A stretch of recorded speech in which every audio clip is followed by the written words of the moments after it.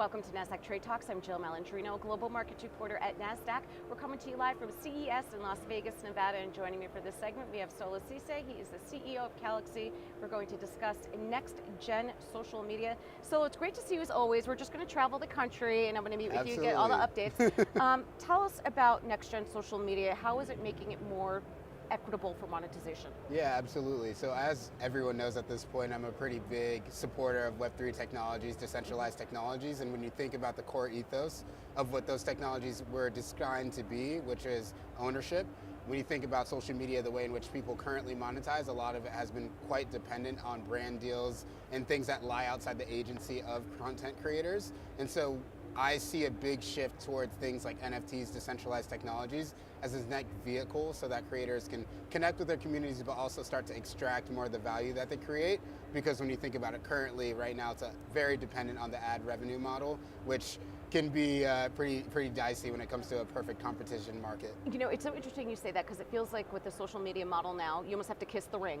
Yeah. You know, your content can be fantastic, but unless you're going through the appropriate channels, which, you know, an entire cottage industry has been built around, it really isn't that fair when it comes to the creators. But another thing that we're talking about is when it comes to private investment and breaking down those barriers when it comes to racial bias.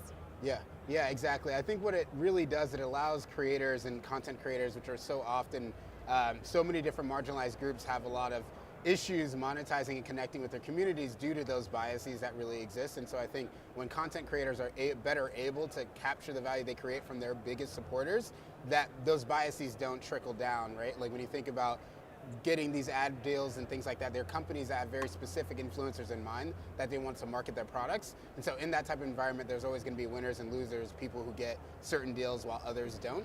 And so being able to tap into your own community and monetize those relationships from that experience, and also allowing that avenue for investment from your community to invest in you and support your content that you produce out, it creates a much more efficient model for both fans and creators. Right. Are you concerned at all when it comes to Web3 and Meta with these next-gen social media platforms? The big players that exist now, they're not just going to kind of let this go by. Are you concerned it could almost become a 2.0 version of that? There's definitely, it's interesting because when you think about sort of where we're at right now, I think we are going to need to move towards more of a Web 2.5 approach when you want to get towards social media and larger audiences that are going to be more discovery audiences when it comes to understanding decentralized technologies. And so there's two ways to get there, obviously from the Web 3 maximal perspective, as well as the Web 2 legacy players who are looking to migrate to Web 2.5. I think there's definitely going to be room for that, but at the same time, a lot of their business models are predicated on centralized principles that won't scale too well to the biggest hardcore supporters of Web3 technologies. And so I think it's kind of a balancing act. It's not quite people that are degens that identify as such, but it's not quite also going to be something that's going to be reverting to the antiquated structures that we have today. And so I think there's room for it, but I think there's room for both parties to contribute to the problem. Yeah, certainly better balance. And since we met last, you were named to Variety Hollywood's New Leaders of 2022 list. So tell me about that and tell me what's next for you.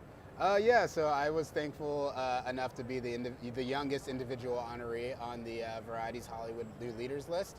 Super excited, a lot of esteemed other honorees on that list as well. So myself wanting to try and find a way to tokenize the entertainment industry or find a way to break down barriers for influencers and entertainers alike to monetize their communities the way they should and in more equitable fashion. It's definitely a step in the right direction for calling out those very important discourse, the very important discourse around content creator monetization. So moving forward, just continuing to raise awareness about the needs for these tools to exist and alleviate these problems that content creators face so that we can continue to enjoy our time on the internet, as we've currently been. All right, so great to catch up with you as always. Thanks for joining us at CES. Thank you and thanks so for much. joining me on Trade Talks. I'm Jill Malandrino, Global Markets Reporter at Nasdaq.